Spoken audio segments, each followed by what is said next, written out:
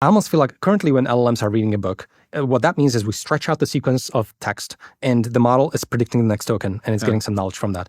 That's not really what humans do, right? So when you're reading a book, I almost don't even feel like the book is like exposition I'm supposed to be attending to and training on. The book is a set of prompts for me to do synthetic data generation, or for you to get into a book club and talk about it with your friends. And it's by manipulating that information that you actually gain that knowledge. And I think we have no equivalent of that, again, with LLMs. They don't really do that, but I'd love to see during pre-training some kind of a stage that thinks through the material and tries to reconcile it with what it already knows and thinks through for like some amount of time and gets that to work.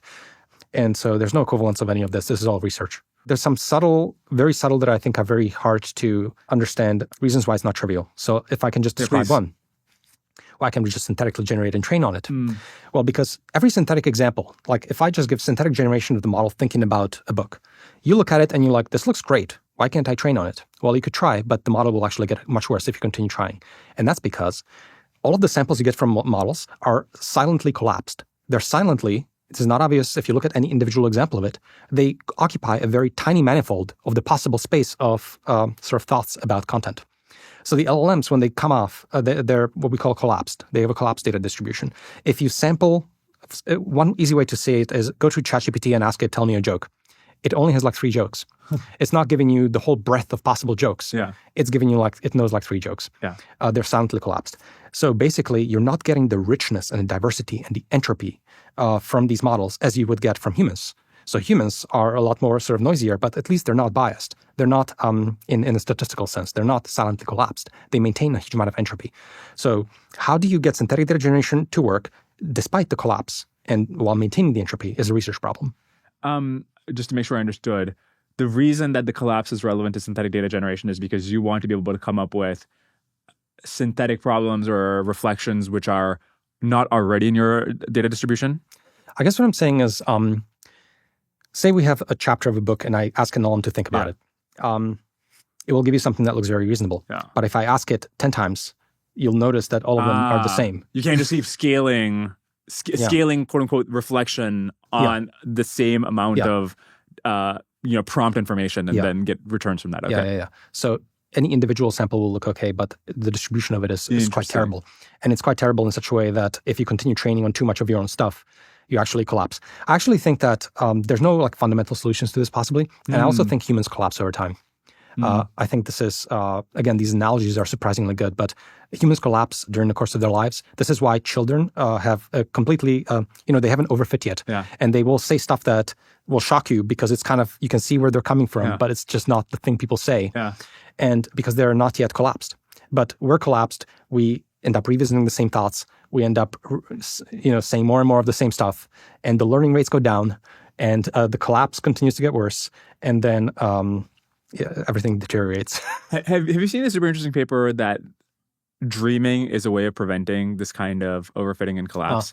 That the reason dreaming is evolutionary adaptive is to put you in weird situations that are like very unlike your day-to-day reality so that to prevent this kind of overfitting. It's an interesting idea. I mean, I do think that when you're generating things in your head and then you're attending to it, you're kind of like training on your own samples. You're training on your synthetic data. And if you do it for too long, you go off rails and you collapse way too much.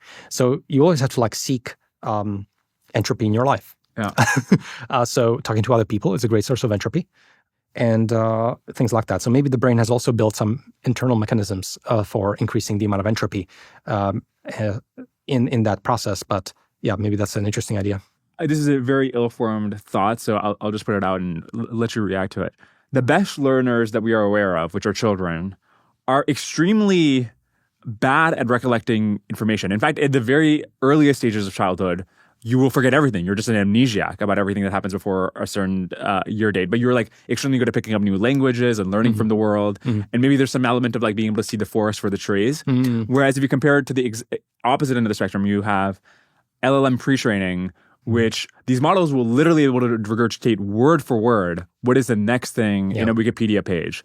But their ability to learn abstract concepts really quickly the way a child can is much more limited. And then adults are somewhere in between where they don't have the flexibility of childhood learning, but they can, adults can memorize facts and information in a way that is harder for kids. And I don't know if there's something interesting about that? I think there's something very interesting Spectrum, about that. Yeah, 100%. I do think that humans actually, they do kind of like have a lot more of an element compared to LLMs of like seeing the forest for the trees. Yeah. And we're not actually that good at memorization, which is actually a feature. Because we're not that good at memorization, we actually are kind of like forced to find the patterns like in a more general sense. I think LLMs, in comparison, are extremely good at memorization. They will recite passages from all these training sources. You can give them completely nonsensical data. Like you can take, you can hash some amount of text or something like that. You get a completely random sequence. If you train on it, even just, I think, a single iteration or two, it can suddenly regurgitate the entire thing. It will memorize it. There's no way a person can read a single sequence of random numbers and recite it to you. And that's a feature, not a bug, almost. Because it forces you to like only learn the generalizable components, whereas LLMs are distracted by all the memory that they have of the pre-trained documents, and it's probably very distracting to them in a certain sense. So that's why when I talk about the cognitive core, I actually want to remove the memory, which is what we talked about. I'd love to have them have less memory so that they have to look things up, and that they only maintain the algorithms for like thought and the idea of an experiment and all this cognitive glue of acting. And this is also relevant to preventing model collapse. Let me think. I'm not sure. I think it's almost like a separate axis. It's almost like the models are way too good at memorization, and somehow we should remove that. And I think people are much worse, but it's a good thing. What is a solution to model collapse? I mean, you could. Okay, so there's very naive things you could attempt. Is just like the distribution over loads should be wider or something. Like there's many naive things you could try. What ends up being the problem with the naive approaches? I think that's a great question. I mean, you can imagine having a regularization for entropy and things like that. I guess they just don't work as well empirically because right now, like the models are collapsed, but I will say most of the tasks that we want of them don't actually demand the diversity.